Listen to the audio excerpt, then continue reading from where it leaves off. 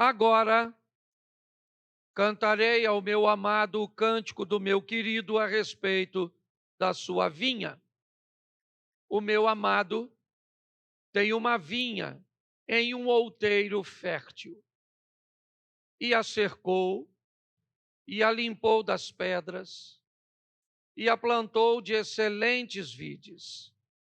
Edificou no meio dela uma torre, e também construiu nela um lagar, e esperava que desse uvas boas, mas deu uvas bravas. Agora, pois, ó moradores de Jerusalém e homens de Judá, julgai, vos peço, entre mim e a minha vinha. Que mais eu poderia fazer à minha vinha que eu não tenha feito? E como? Esperando eu que desse uvas boas, veio a produzir uvas bravas. Agora, pois, vos farei saber o que eu hei de fazer à minha vinha. Tirarei a sua sebe, a sua cerca, tirarei a sua cerca para que sirva de pasto. Derrubarei a sua parede para que seja pisada. Feche os seus olhos. Pai, em nome de Jesus, eis aqui a tua palavra. Continua falando conosco e usa-me como um canal de bênção nesta hora, pelo poder do nome de Jesus. Você pode dizer amém? Bom, nós vamos olhar a parábola da vinha do profeta do Antigo Testamento, apontando para Jesus. Este é Isaías, o também chamado profeta messiânico. O alerta dado por esta parábola é algo muito importante e que precisa ser visto com muito carinho, com muito cuidado, principalmente pelo que andamos ouvindo, certo? Na internet, na visão de algumas pessoas, oferecendo a nós o que chamamos de supergraça. Aquilo que faz com que o homem seja capaz de ser salvo independente daquilo que ele faça. Esse é um texto que nos traz uma consciência muito grande. Eu quero fazer uma reflexão rápida, né, desses 5 versículos. O primeiro começa dizendo: eu vou cantar um cântico do meu querido a respeito da sua vinha.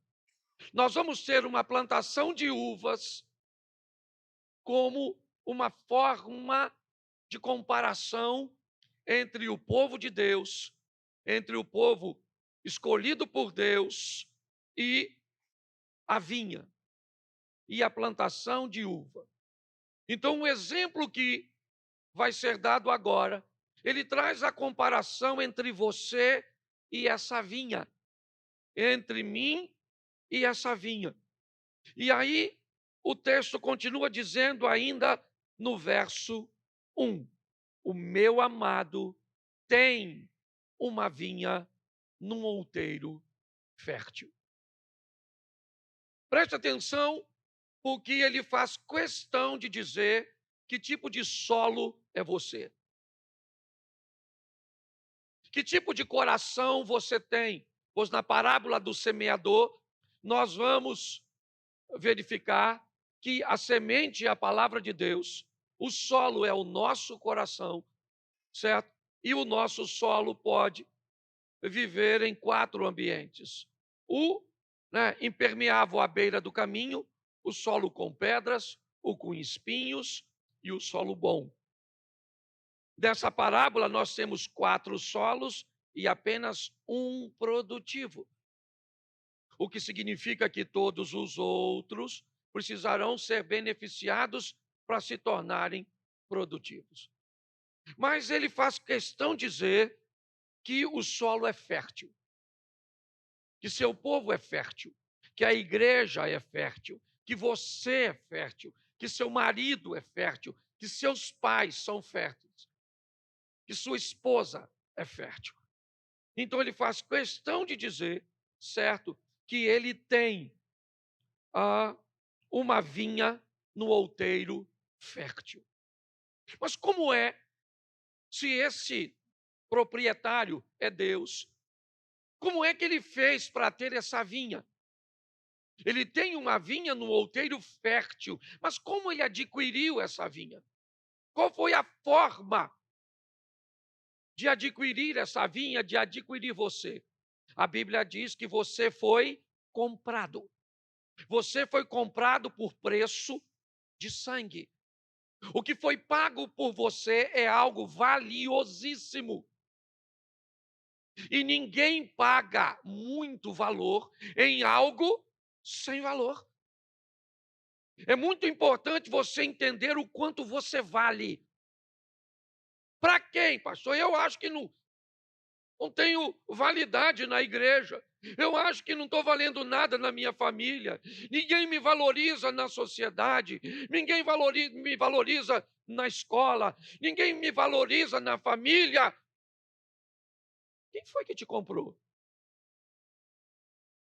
Quem te comprou não foram eles. Então, eles não são obrigados a reconhecer seu valor. Tem alguém que entregou o filho dele na cruz do Calvário para morrer por você. Então, não espere ser reconhecido por pessoas que não pagaram o preço por você. Se elas te reconhecerem e te amarem, é um bônus. Mas, se não, ainda assim, você precisa entender que para Deus você é valioso.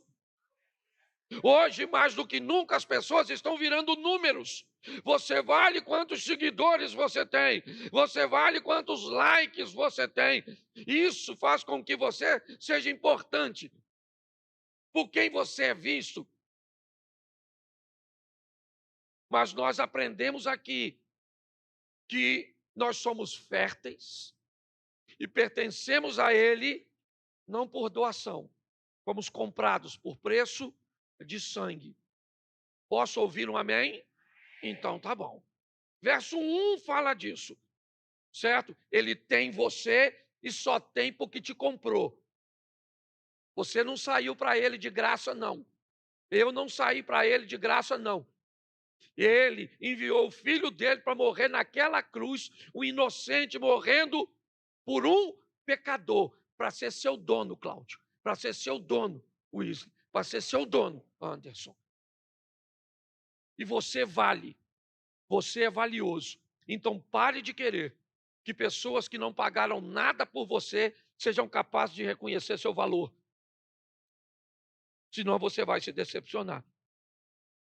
Mas já que ele comprou uma terra, um outeiro, um pedaço de terra fértil, o verso 2 entra em cena. E ele diz que após comprar, ele põe uma cerca. Ele vai cercar. Qual é o motivo da cerca para alguém que adquiriu uma propriedade? É mostrar para todo mundo que aquilo tem dono. Botaram uma cerca, olha, é valioso.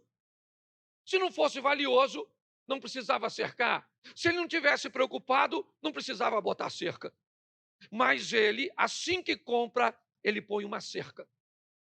Essa cerca vai dar a dimensão, certo? A todos que passarem por ali, agora sabem que por causa daquela cerca, ela indica que existe um proprietário. A Bíblia diz que nós somos cercados por anjos, diz que nós somos cercados pela palavra, mas tem algumas coisas que eu gostaria de fazer uma aplicação. Talvez não seja nem muito corretinho para alguns teólogos de plantão, mas eu acho muito legal porque a cerca mostra ou indica que aquela propriedade tem dono. Vamos supor que você está vindo da rua E lá do outro lado vem uma pessoa que você nunca viu. Você não sabe quem é, não sabe o nome, nunca viu, mas ela traz na mão uma Bíblia. E quando você vê essa pessoa com a Bíblia na mão, o que você pensa? Hein? Na sua linguagem comum seria o quê? É crente. Numa linguagem mais abrangente, o que seria? Essa pessoa tem dono. O dono dela, certo? É aquele dono do livro que ela está carregando. A palavra de Deus é um moerão que mostra para as pessoas que você tem dono. Quando alguém fala para você fazer algo que contraria esse livro, você normalmente cita logo o versículo. Está escrito. Certo? Não posso. Não posso fazer isso. Por quê? O outro te xingou, por que você não xinga ele? Porque você não tem vontade? Vontade eu tenho. Porque você não tem xingamento para fazer? Eu também tenho, que eu lembro de umas coisas que eu falava. Certo? E por que você não faz mais? Porque agora eu estou sob nova administração. O Cristo chegou, me mostrou que pagou um preço por mim e agora eu estou cercado. Você já chegou no lugar que alguém está assim? Ah, era o sem ovelha, junto no aprisco. O que você pensa? É cliente. Por que você falou que é crente? Você conhece a pessoa? Você já viu a pessoa? Mas o que ela está fazendo? Ela está cantando uma canção, certo? De normalmente quem tem Cristo como dono. Por exemplo, você chega e alguém está assim, deixa a vida me levar, vida leva eu. O que você pensa?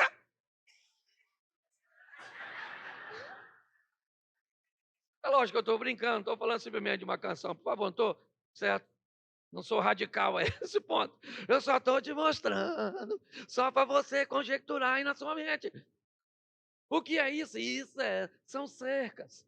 São informações, são situações que mostram que agora você tem. Fala para quem está do seu lado, eu tenho dono. É isso aí. E fala logo para ele, vai logo falando quem é seu dono, fala. E se tornou seu dono porque fez o quê por você? E comprou por que preço? É isso aí, mano. Fala assim, eu estou valendo é muito. Fala para seu namorado aí, se o seu namoradinho está do lado. Estou valendo é muito, malandro. Esse corpite é caro, fala. É.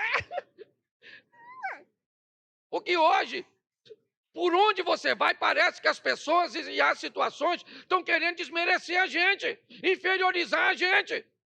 Então você vale muito, amém? Porque Cristo te comprou e botou uma cerca ao seu redor. Está lá, os anjos do Senhor acampam ao seu redor daqueles que o... Isso, e o livro. Tem anjo aí perto de tu. Para te proteger, tá certo? Tá certo. Segunda coisa que ele fez, limpou das pedras. O terreno é bom, hein? É caro. Está cercado, mas tem pedra. Parábola do semeador. Se tem pedra, a raiz não consegue penetrar. Se a raiz não penetra, o sol quente acaba cozinhando a raiz. Então, se o investimento foi muito alto, ele já mostrou para todo mundo que tem dono, mas vai passar o arado para arrancar as pedras. Vai limpar os terrenos, ou o terreno dele. Agora a lâmina do arado vai tirar as pedras, aquilo que impede da palavra de Deus se aprofundar, certo? Aquilo que impede o crente de ser firme, de ser forte, de ser nutrido, de ser produtivo. Entendeu? Só que a limpeza é feita com a lâmina do arado. E mesmo quando o sistema de arado era de madeira, porque no começo era assim, ele ainda precisa precisava ser pressionado por aquele que estava com a mão no arado, para perfurar o solo, para pegar aquela pedra que estava lá no fundo e trazer a pedra para cima. Não precisava remover a pedra do local, precisava tirar a pedra do impedimento. Se a pedra saísse do fundo e viesse para a superfície, ela não tinha sido totalmente removida, ela ainda continuaria no terreno, mas ela não seria mais impedimento de produtividade. É muito simples. Ninguém está pedindo para você esquecer o que te fizeram, apagar suas lembranças. O que nós estamos pedindo é deixe a palavra de Deus mexer nessa pedra, tirar isso, certo? Do fundo do seu coração, para que a palavra de Deus possa penetrar. E agora se firmar, enraizar, se nutrir, você vai ser um crente firme, um crente forte, um crente produtivo, um crente saudável. Não vai estar envolvido em fofoca, em intriga, em disse-me-disse, em qualquer tipo de questão. Firmeza. Enraizado. Mas para isso, ele limpa das pedras. Limpar das pedras é doloroso. Que às vezes tem que mexer em coisas que nós não gostaríamos, são desagradáveis, questões que nos envergonham, que nos humilham, que nos trazem constrangimento. Mas é necessário, porque tem muita gente que não produz aqui, porque foi ferido lá onde caminhava. E aí vem para cá, certo? Respirar um ar novo, mas o solo está comprometido. Então, o texto está dizendo, ele cerca, ele limpa das... E agora, o que ele faz? Planta de quê? De excelentes vides. Bom, ele disse que o outeiro era fértil. Eu já mostrei você que, além de fértil, ele foi caro. Olha só, ele precisa cercar, tá certo? E, por favor, tire a ideia do arame farpado. Tire a ideia do arame, porque cerca nesse tempo não tinha nada a ver com arame. Cerca, normalmente, era uma cerca viva, certo? Feita por plantas espinhosas, que dificultariam, certo? Os intrusos, principalmente animais, de cruzarem a fronteira. Era isso. Se você olhar agora, ele não só disse que o solo é fértil, não temos simplesmente a visão de que o solo é caro, também temos um investimento.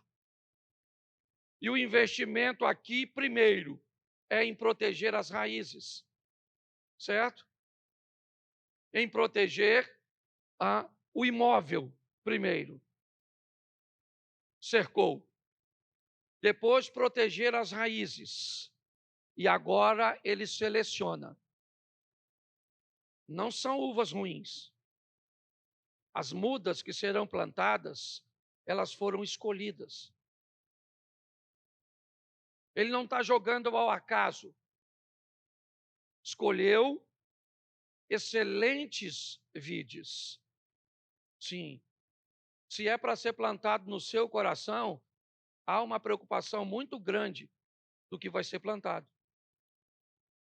Porque se plantar algo errado, viu o que o Anderson disse na palavra de oferta? Sobre como você enxerga as coisas no seu coração, assim elas se tornam, assim elas são. Então nós temos que ter muito cuidado com que tipo de coisas estão sendo plantadas, porque Deus só quer excelentes vides. Deus está lá, Salmo 1, bem-aventurado o varão que não anda segundo o conselho dos ímpios, não se detém no caminho dos não se assenta à roda dos, antes tem seu prazer na lei do Senhor, na sua lei medita de dia e por causa disso ele será como uma árvore plantada junto ao ribeiro das águas, cujas folhas não caem, os frutos nascem a seu tempo. Então, nós vemos a preocupação de Deus com o que você escuta, com o que você vê. Então, tá certo. Ainda estamos no verso 2. Mais à frente ele vai dizer, depois de plantar de excelentes vides, ele faz o quê? Vamos lá? Deixa eu ver se está aqui. Não, verso 2 ainda. Isso. Edificou no meio dela uma, preste atenção, é o dono da vinha. Ele comprou, ela é cara, ela é fértil. Ele botou cerca, removeu as pedras, plantou de excelentes vides e botou no meio dela uma torre. Note que novamente o dono da vinha está preocupado com uma coisa. Para que servia a torre? Para o mesmo propósito da cerca. Para que serve a cerca? Para proteger. Para que serve a torre? Para proteger. Na torre vai o sentinela. A torre está no meio da plantação, para que o sentinela de cima da torre fosse capaz de observar todas as extremidades, porque o dono da vinha tem um inimigo. Vá para o Novo Testamento, vai ser fácil, certo? Ele vem e planta, e enquanto ele dorme, vem o inimigo e planta uma erva daninha. Esse inimigo do Novo Testamento também está no Velho. Esse inimigo do Velho Testamento e do Novo também está na nossa vida hoje. Buscando uma ocasião onde ele possa semear algo nesse outeiro fértil, para que ele cresça e comprometa a produtividade desse outeiro, dessa terra. Então, novamente, ele tem a preocupação com vigilância. É a segunda vez. Aliás, a terceira. Porque ao remover as pedras, ele também está preocupado, certo? Com a segurança, com o comprometimento das matrizes que ele vai colocar ali. As matrizes foram escolhidas, são palavras de bênção, são palavras de vitória, são palavras de sucesso, de crescimento, de fortalecimento. Mas ele coloca lá uma torre. E o verso 2 ainda continua dizendo o quê? E ele fez o quê? Me ajude aí. E também construiu nela é claro, o que é um lagar? Naquela época, uma rocha natural ou cavada, onde o piso era inclinado e um dreno estava na parte mais baixa. Nesse ambiente, as uvas eram jogadas, ali eram pisadas, e tudo que saía das uvas percorria o caminho até o dreno. Bom, se ele disse que comprou, cercou, limpou, escolheu a matriz e construiu uma torre, está na hora de dizer ao que veio. Ele não fez tudo isso à toa. Ele fez tudo isso porque ele esperava de você e de mim o quê? Produtividade. E preste atenção, porque a vinha é produtiva. A vinha deu uva. A uva foi levada para o lagar. Só que ele tinha uma expectativa em você. Ele tinha uma expectativa que você fosse doce. Ele tinha em você a expectativa de que as pessoas fossem capazes de descobrir o seu valor. Quando? Quando provasse você. Deus tinha a expectativa de que investiu tanto em você, através de seu filho e toda a preocupação, que ele esperava que a hora que alguém espremesse você, que a hora que alguém apertasse você, você descobriria, ou ele descobriria, de quem você é filho. Ele descobriria quem é o seu dono. Ele descobriria que você seria doce, seria valioso, seria agradável. Que todos gostariam de estar com você à mesa. Porque nós estamos falando de vinho. Então ele tem uma expectativa. Construir nela um lagar. Isso. E esperava que desse uvas boas. Por que que eu esperava que desse uvas boas? Primeiro, pelas matrizes que eu coloquei. Se eu coloquei uma matriz boa, eu aguardava, sabe? Se eu coloquei você perto de boas pessoas, se eu dei a você boas instruções, se você é uma pessoa que tem condições de discernir as coisas, não faz nenhum sentido. Eu coloquei tanta coisa boa dentro de você, para agora eu ver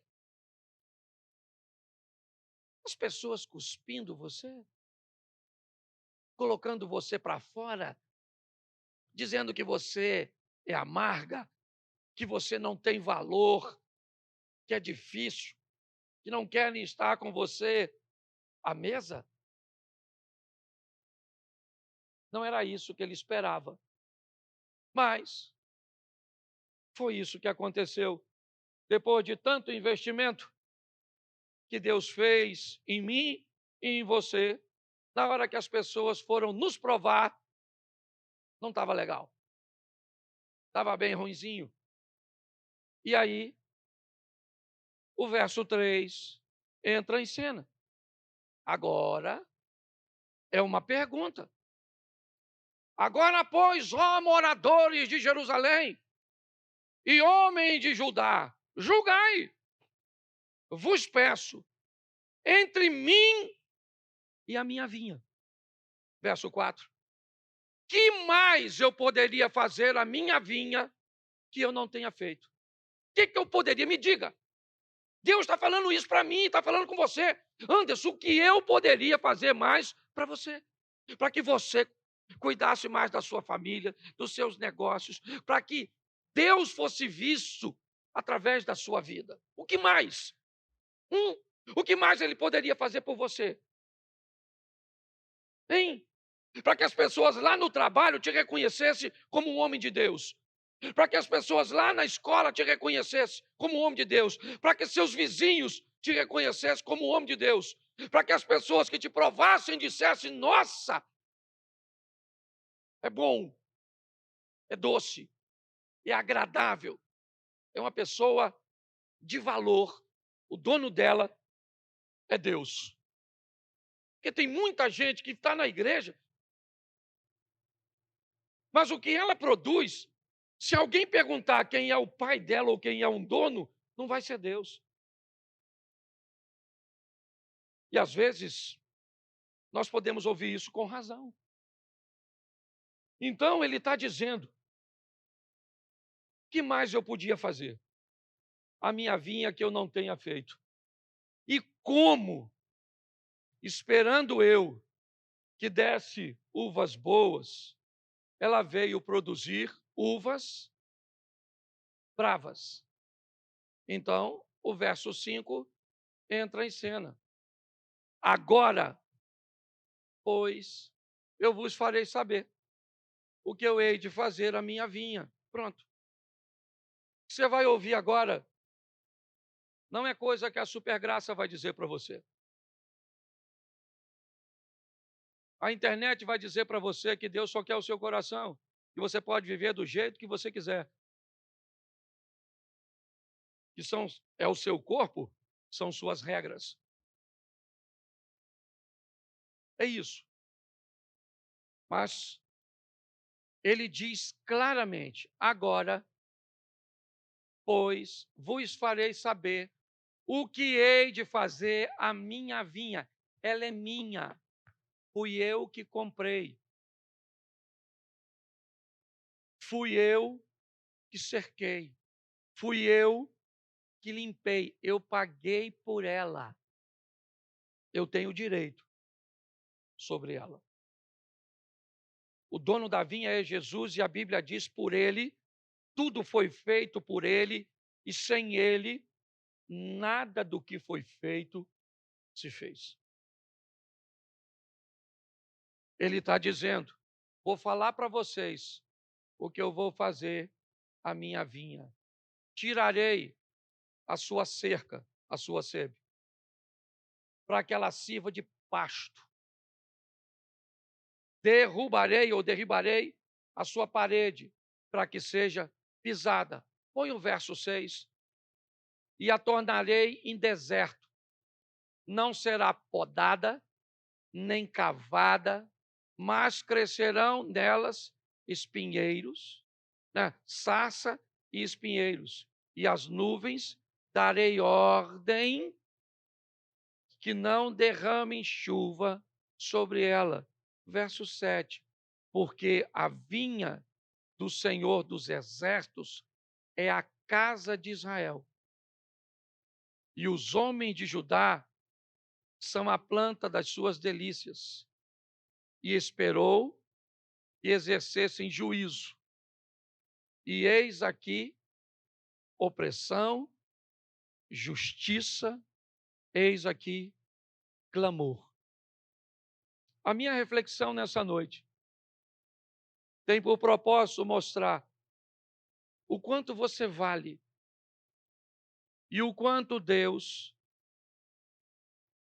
investiu e investe em você. Eu só gostaria que você saísse daqui com a preocupação do que, ou que nós saíssemos, não é nem você, nós, que essa palavra também é para mim. Saíssemos daqui pensando, o que nós estamos produzindo? Em que tipo de conversas nós estamos enfiados? Em que tipo de negócios nós estamos fazendo? Que tipo de relacionamentos nós estamos nos misturando? Em que tipo de grupos nós pertencemos nas redes sociais? Que tipo, certo, de sites, que tipo de ambiente nós estamos frequentando? O que nós estamos, o que sai de nós quando alguém nos espreme? O que sai de nós quando alguém nos pressiona? Segundo o texto, Deus espera que saia de nós o reflexo de tanto investimento que Ele fez em nós. Mas Ele diz, se você optar por não produzir, eu não tenho mais o que fazer com você, a não ser reconhecer a sua improdutividade. Reconhecer que você optou por não ter valor. Então eu vou dizer o que vou fazer com você. Eu vou cortar você, eu vou tirar a sua proteção, você será invadida, certo? E não será produtiva, não vai haver chuva sobre você. Isso é um alerta muito grande. Eu não sei onde você vai produzir. E escute o que eu vou lhe falar agora. A Bíblia diz assim: ide por todo o mundo, pregai o evangelho a toda. Preste atenção em mim, porque é sobre isso que eu quero terminar. Como é o seu nome? Luciana. Você mora onde, Luciana? Perto do centro de Caxias. Bom, Luciana, seu mundo não é o mesmo do meu. Seus vizinhos não são meus. Seus amigos não são os meus. Sua família não é a minha. Provavelmente você veio nos visitar, certo? Caminha com a gente já há um tempo, tá certo. Vamos aqui. Eu não vou mudar seu mundo, porque não é a minha função mudar seu mundo. Hoje, o que eu faço simplesmente é ir para a mesma agência do reino que você frequenta. E nessa agência, eu e você recebemos as mesmas ferramentas com a proposta de que saiamos daqui para mudar o nosso mundo. Provavelmente as mesmas pressões que eu vivo no meu mundo, você vive no seu. Às vezes os apertos, as situações difíceis, as provocações, Luciano, que você vive lá no seu mundo, elas tentam extrair de você o que Deus produziu em você, porque você é valiosa, porque Ele investiu muito em você. Esse culto já já vai acabar e o que vai acontecer aqui? Você vai para o seu mundo e o seu mundo vai querer saber quem é o seu dono. Isso. Seus filhos vão te apertar, seus pais vão te apertar, os amigos da escola, eles vão te espremer, os vizinhos vão te espremer, as pessoas no trânsito, elas vão espremer você, porque é a função dela extrair de você. O mundo é o lagar, onde você é jogado para ser prensado. E lá no cantinho, alguém está esperando. Na maioria das vezes, a própria pessoa que te imprensou.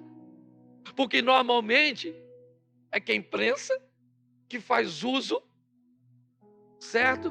Do resíduo removido ou retirado da prensagem. Então, um alerta para todos nós. Produza coisas boas em ambientes desagradáveis. Produza coisas doces em ambientes provocativos. Que as pessoas possam olhar para nós e dizer: por que você é assim? Normalmente, as pessoas não são assim. E você pode dizer ou mostrar: é que ele me comprou. Ele pagou um alto preço por mim. Mas você não era assim. E por que se tornou? Porque eu não sabia. Depois que eu descobri que ele me comprou. Depois que eu descobri que ele me cercou. Depois que eu deixei ele me limpar. Depois que eu entendi que não podia ser plantado em mim qualquer coisa. Depois que eu me deixei proteger por aquele que estava na torre. Depois que eu aceitei ir para o lagar para ser prensado, provocado, eu descobri que algo saiu de mim. E confesso a você que o lagar sempre fez parte da minha vida. Mas eu confesso a você que em outra ocasião, se alguém me imprensasse, talvez não saísse coisa tão boa quanto sai hoje. Talvez essa seja a sua realidade. Mas não faz nenhum sentido. Se você reconhece quem Ele é e o que Ele fez, ao ser prensado, sair de você coisas ruins. Hoje começa o grande jogo da nossa semana. Amanhã é o primeiro dia útil. E para onde nós vamos? Para o lagar. E vão nos prensar essa semana. Porque prensam todos os dias. E a pergunta é: o que vai sair de nós? E o que saia de nós seja para a honra e glória do nome do nosso Senhor Jesus Cristo. E o que saia de nós seja para que o nome do Senhor seja glorificado. Ninguém aqui é santo. E Deus não pede de ninguém perfeição.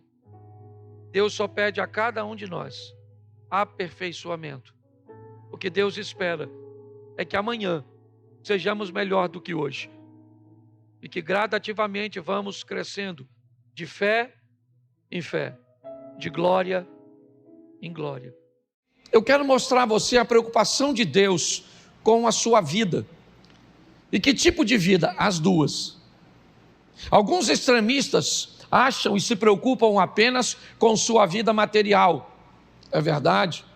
Outros se preocupam apenas com a sua vida espiritual. Alguns acham que, a vida material é o mais importante. Aliás, sequer acreditam em vida espiritual. Outros se detêm apenas na vida espiritual e acham que não tem que fazer nada para a vida material. E a minha preocupação hoje é falar com você sobre e enfatizar essa questão de vida terrena. Por quê? Porque nós vivemos debaixo de uma lei de semeadura. E eu queria mostrar algo. Se você gosta de anotar, vai aí, apesar de ficar gravado. Deuteronômio, vamos começar por aqui. Deuteronômio 30:19. Coloca aí esse texto. Talvez ele traga luz para você. Vamos lá? Leia para mim, por favor. Os céus. Oxe. Pode deixar o outro, esse aí tá bom. Os céus e a terra tomo por contra que eu tenho a vida e a bênção e a escolhe, pois, a vida para que tu e a tua feche seus olhos. Deixa o texto aí, por favor. Senhor nosso Deus e Pai, em nome de Jesus, continua falando conosco, usa-me como um canal de bênção nesta hora, pelo poder do nome de Jesus. Amém, glória a Deus. Amém? Preste atenção o que Deus está falando nesse texto. Me parece que Ele está se referindo a toda a vida. É uma comunicação global. Ele diz, os céus e a terra, esteja você onde estiver, eu tomo hoje por testemunhas, entre eu, Deus, e você. É isso que ele está dizendo. E eu quero que eles testemunhem o quê? Que eu tenho feito uma proposta para o ser humano. E a proposta que eu tenho feito para ele é vida ou morte. É bênção ou maldição. E ele termina dizendo, escolhe. É um conselho. Escolhe, pois, a vida. Escolhe, pois, a bênção, para que vivas tu e a tua semente. É a proposta de Deus. É importante nós olharmos para esse texto e entendermos o que Deus está dizendo. Coloquei diante de você vida e morte, bênção e maldição. E agora você precisa fazer a sua escolha. Você precisa tomar a sua decisão. E pautado nessa decisão, você terá que arcar com as consequências daquilo que fez, seja de curto, seja de médio, seja de longo prazo. Tem coisas que você fez que não vão aparecer agora, vão aparecer a médio prazo. Tem coisas que não vão aparecer a médio prazo, vão aparecer a longo prazo. Mas a Bíblia diz que tudo aquilo que é feito aqui, certo, vai ser resolvido aqui. Nós vamos ter que prestar conta de tudo aquilo que fizemos. Essa é uma verdade. Qual é o grande problema hoje? Pelo menos eu observando a vida de algumas pessoas, são suas escolhas. Elas são bem atrapalhadas. Se você quer viver bem sua vida, deixa eu te dar um texto pequeno que pode mudar sua vida para sempre.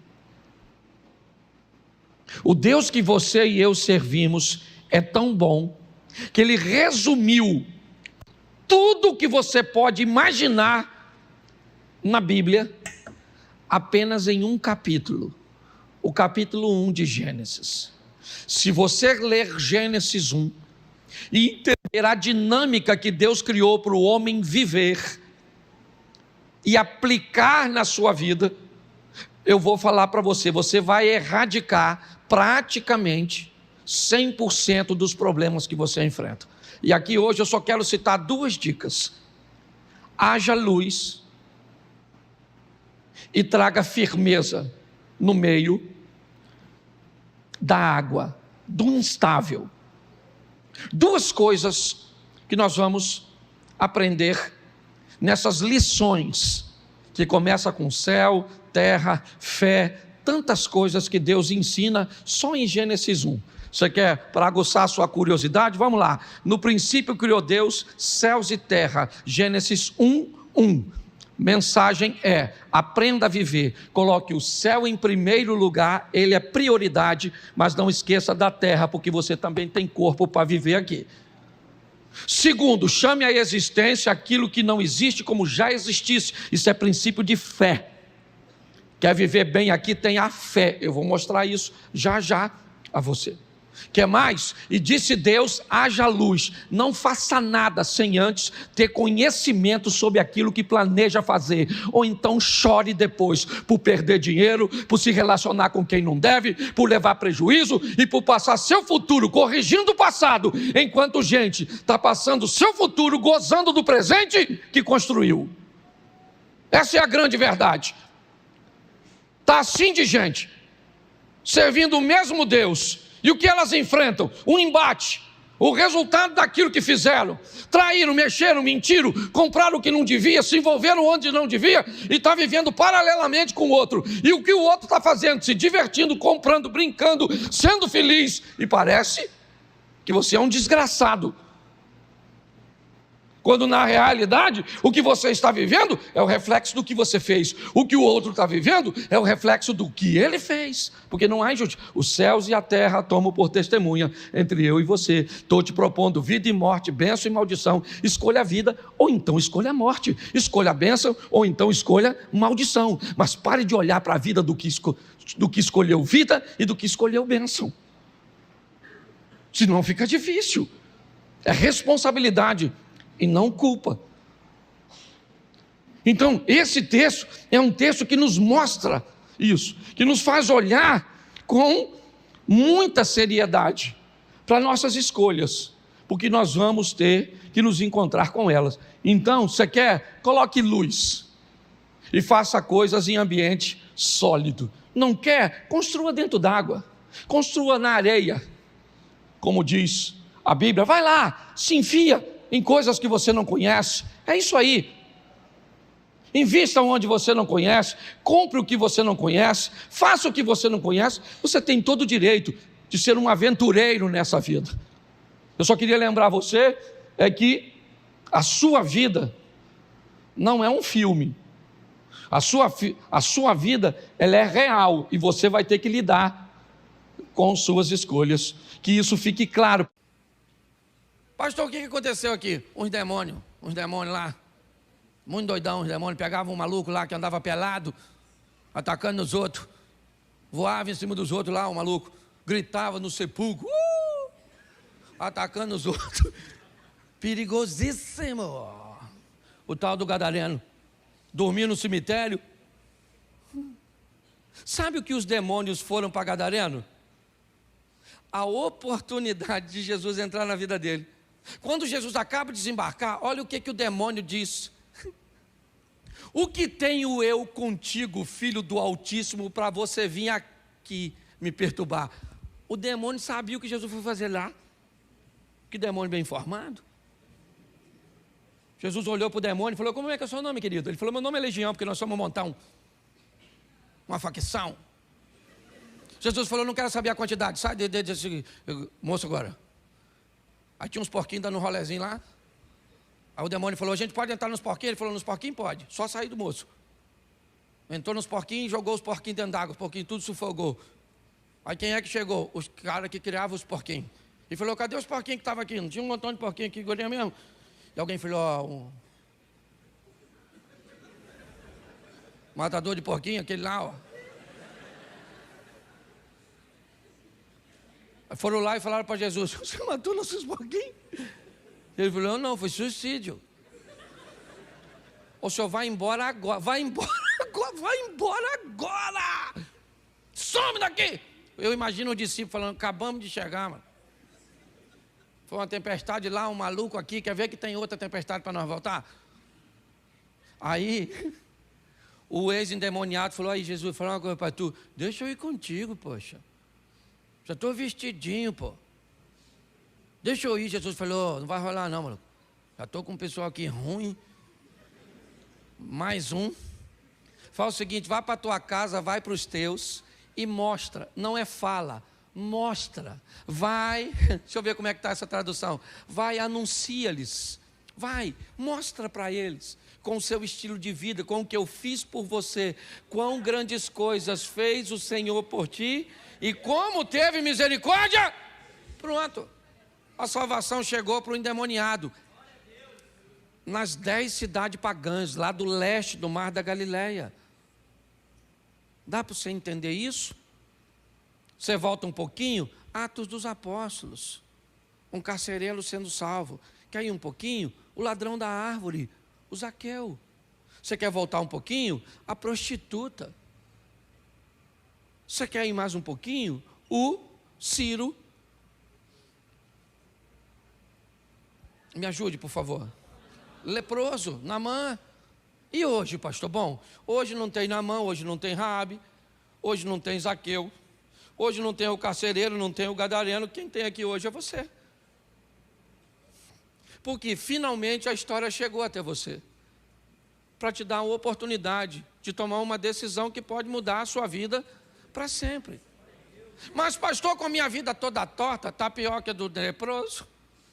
Está pior que a dona aqui, da mulher peixe? Está pior? Hã? Está pior? Não está pior. Entendeu? Então, escute só. Eu gosto da igreja que eles vão entendendo devagarzinho. A gente fala, e eu já faço de propósito, que é exatamente para fazer você raciocinar. Estou falando palavrão não. Meu propósito aqui é fazer com que você entenda que sua mente é como um paraquedas. Para funcionar tem que abrir. Para que você consiga ver o que Deus fez, faz e fará por sua vida, por sua casa, por sua família, pelos seus negócios. Ah, pastor, mas você não é a melhor opção. Por isso que a Bíblia diz que você não escolheu ele, foi ele que escolheu. Eu não era a única opção e nem a melhor opção que ele tinha. Ele tinha gente muito melhor do que eu, muito melhor do que você, mas aprove ele escolher eu e você e pronto.